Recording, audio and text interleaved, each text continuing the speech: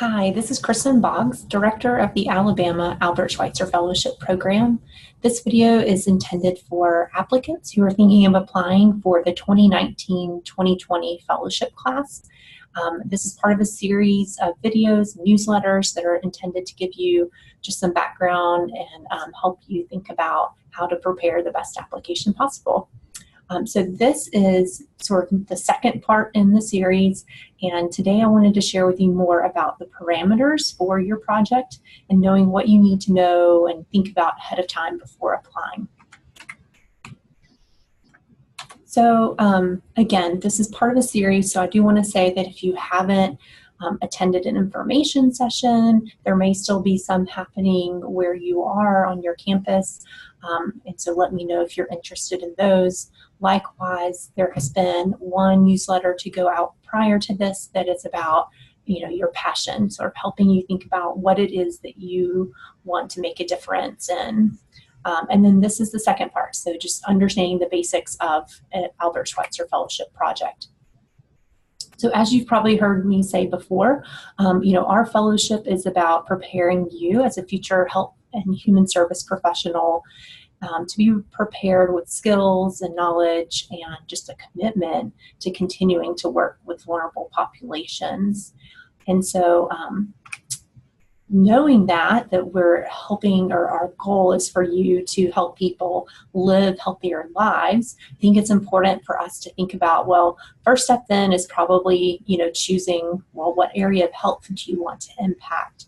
And so we really use the word health broadly, meaning physical, mental, and social well-being. And we also want fellows to think about the social determinants of health.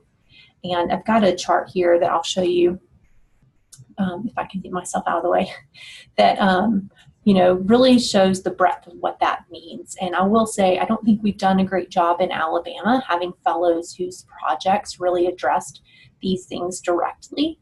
I think the closest we've come is probably projects related to food, access to healthy food options, and hunger, but never really projects so far about literacy and early childhood education or housing and transportation, things that I know are really important here in our state. So love to encourage people to continue to think about those options as well.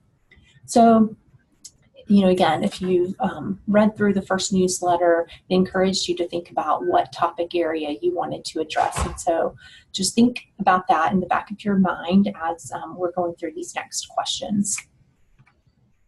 So the basics of an ASF project, I would kind of break down into thinking about the population, the community need, your community partner, and then logistical issues. I'm not going to go into much detail about the community partner on this session because I want to spend more time to delve into that in the next video.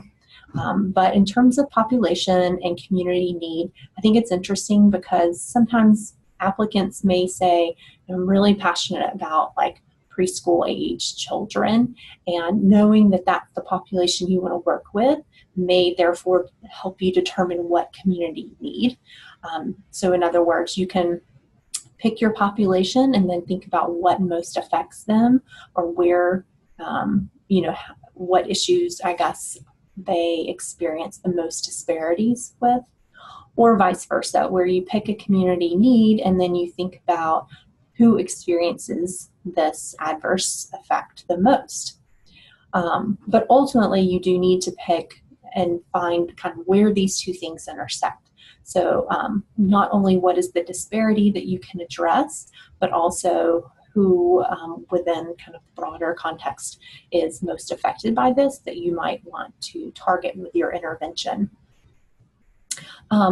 I mentioned there that you need to think about the intended outcomes, and it's helpful if you are as specific as possible and really think about behavior change. So what will people do differently as a result of participating in your program? How will their lives be improved? And that's a hard question to ask, but do think about that and know that even if you aren't ready to kind of put that and quantify it at the time of application, we will work with you on that further through the process. You'll also want to be, able to explain what activities you would do in order to meet those goals. So if you want people to eat more fruits and vegetables, what exactly is your intervention that's going to have that outcome? And I would say that it's helpful to know why you want to do certain activities, meaning, is there evidence to support the fact that whatever intervention you're suggesting is going to make a difference? And we do have a question on our application that asks specifically, what in the literature suggests that this is going to be effective, or what is just a practice-based example, something that, another organization has shown this intervention strategy to be effective. And you are allowed to say, or skip it, essentially, that you're not sure yet. But I think this is an opportunity for you to distinguish yourself from other applicants if you can already have done a little bit of extra research and know that what you're saying you want to do will actually be effective. And then again, we're going to talk more in the next session about community partner. But logistical issues is one of those things that it isn't really fun to think about, but it's so important. We have probably 2 questions, in fact, 2 or 3 on the application that really ask you to explain, how over the course of a year would you kind of divide your time, and how can you ensure that you get at least 100 hours of direct service that you need. So that answer may be, you're going to do these workshops and they last 2 hours each, and so that you're going to have a series of you're going to offer 20 workshops, and that's going to compose 40 of your direct service hours. But being able to then explain where are the other 60 coming from. So it really helps you start to think about how you're going to achieve your goal. Again, what's going to be necessary in order to reach those intended outcomes, but also what's going to be necessary to reach this 100 hours of direct service. And then thinking about what does that mean over the course of a year. So you don't have to be overly specific about this in your application, but you want to think ahead. If there are going to be certain times of the year that you'll be out of town or out of the country, or kind of tied up studying for a step exam or something else, then how's that going to affect your timing of this project as well? So in terms of next steps, I just want you to think about tuning in for the next video, where I'll talk a little bit more about how to identify partners and to ensure that that it's a good fit, both for your community site, but also for your faculty mentor.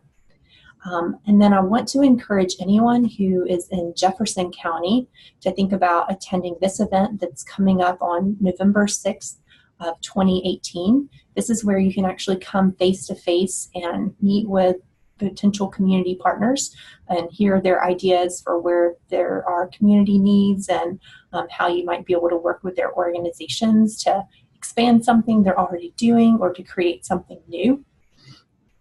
And I would say, please email me and I can send you a link to sign up for this event. We're just asking for signups, partly because we'll provide dinner and I want to make sure I have a good head count, but also because the RSVP allows you to tell me, these are the kind of 2 or 3 areas that I'm really interested in. And I want to make sure ahead of time that we have the right type of applicants and the right type of partners in the room together that night. And then lastly, another opportunity is just to meet with me one-on-one. There is this link you see here, which will connect you to my calendar, and you can actually pick a day and time that works for both of us. And these are for 30-minute one-on-one meetings, and I can do this with you by phone or video conference or even face-to-face. My office is at UAB. So I'd love to kind of talk to you more and think through all of these types of details. And when I do this, it allows me to then hopefully put you in touch with, make some suggestions of community partners and put you in touch with them. So I think that's all I wanted to share with you today. Hopefully it gives you a little bit better sense of what's involved in thinking about your Schweitzer Fellowship project and what questions you'd need to have answered before the application. Please be in touch if you have any questions. Thanks.